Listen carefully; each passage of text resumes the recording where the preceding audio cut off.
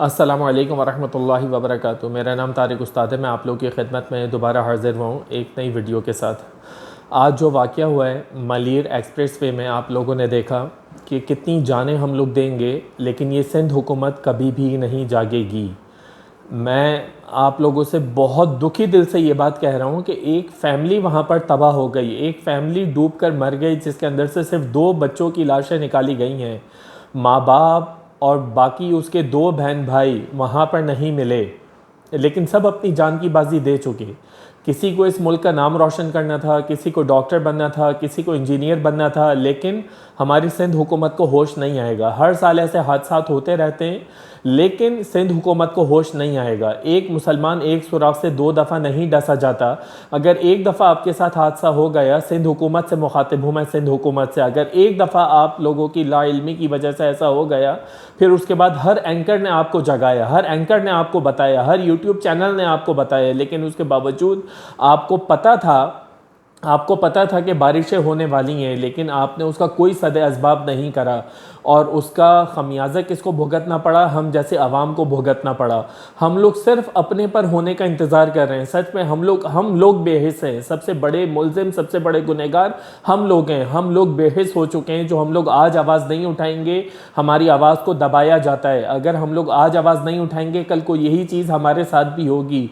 कल को उसी गाड़ी में अल्लाह ना करे मेरे और आपके बच्चे भी हो सकते हैं। मतलब कुछ तो होश के नाखून लो, कुछ आगे बढ़ो, सिंध हुकूमत से सवालात करो, हर थाने में जाकर FIR कटवाओ, हर थाने में जाकर इस केस की FIR कटवाओ सिंध हुकूमत के अगेंस्ट। उनसे सवाल करो, उनसे पूछो कि ये क्यों हुआ, वहाँ पर कोई इंडिकेशन क्यों नहीं था, वहाँ पर कोई बंदा क्यों नहीं खड़ा हुआ था हुकूमत का, वहाँ पर कुछ ऐसा निज़ाम क्यों नहीं था कि वो ड्राइवर उस रास्ते पर गया।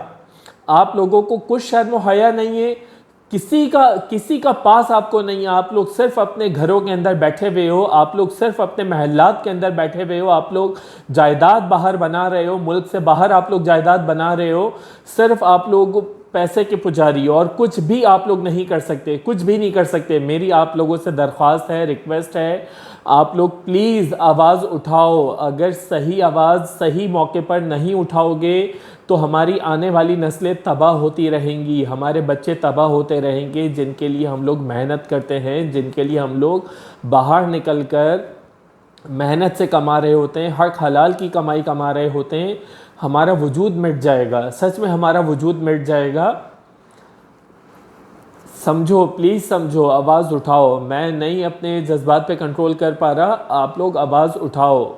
मैं सही कह रहा हूँ, कराची में रहने वालों, सिंध के देहाती इलाकों के अंदर रहने वालों, आप लोग भी आवाज़ उठाओ। आपको तालीम से महरूम रखा जाता है, क्योंकि आपको अगर तालीम दी जाएगी तो आप लोग उनसे सवाल पूछोगे। कौन सी तालीम?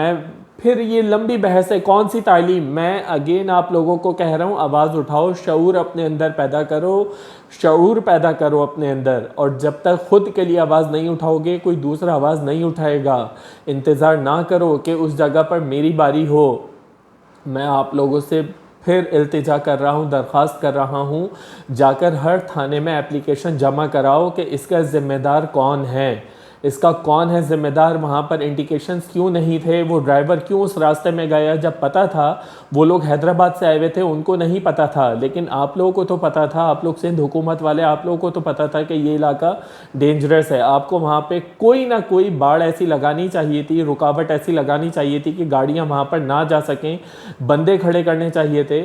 आप लोग सैलरियाँ दे रहे होते हो, सैलरियाँ आप लोग ले रहे होते हो और घरों पर बैठे हुए होते हो। ये सब सारी बातें आया हैं, कोई चीज़ छुपी हुई नहीं है। लेकिन हम लोग क्यों नहीं कहते हमारी बेबसी है? हम लोग नहीं कहते हमारी बेबसी है। अल्लाह ताला तुमसे पूछेगा, सच कह रहा हूँ, बदुआ है ये, एक बाप की तुम्हें बदुआ है। अल्लाह ताला तुमसे ज़रूर पूछेगा। दुनिया में तुम लोग जितने आगे बढ़ जाओ, जितना तुम लोग दुनिया में कमा लो, आखिरत में हर किसी का फ़ैसला अल्लाह ताला ने करना है। वहाँ पर कोई प्रोसिक्यूटर नहीं होगा, वहाँ पर कोई जज नहीं होगा, वहाँ पर सिर्फ अल्लाह फ़ैसला करेगा। ये बातें जहन में रखो, सिर्फ अल्लाह फ़ैसला करेगा। इन बच्चों की जान जो तुम लोगों ने ली है, बच्ची 15 साल की थी और बाकी 3 उसके भाई थे, इस सब का फ़ैसला अल्लाह ताला रोज़े क़यामत करेगा। तो रोज़े क़यामत इस सब का फ़ैसला अल्लाह ताला करेगा। अल्लाह ताला अगर तुम लोगों के नसीब में हिदायत है तो हिदायत दे, वरना तुम लोगों को नेस्तो नाबूद करे, तुम लोगों को इबरत का निशान बनाकर अल्लाह ताला नेस्तो नाबूद करे, तुम लोगों को बहुत ज़्यादा नेस्तो नाबूद करे। मेरी बदुआ है ये तुम लोगों के लिए, अल्लाह ताला नहीं तुम लोग को छोड़ेगा। अब तक के लिए इतना, आप लोग अपना ख्याल रखें। अल्लाह हाफ़िज़, अस्सलाम वालेकुम।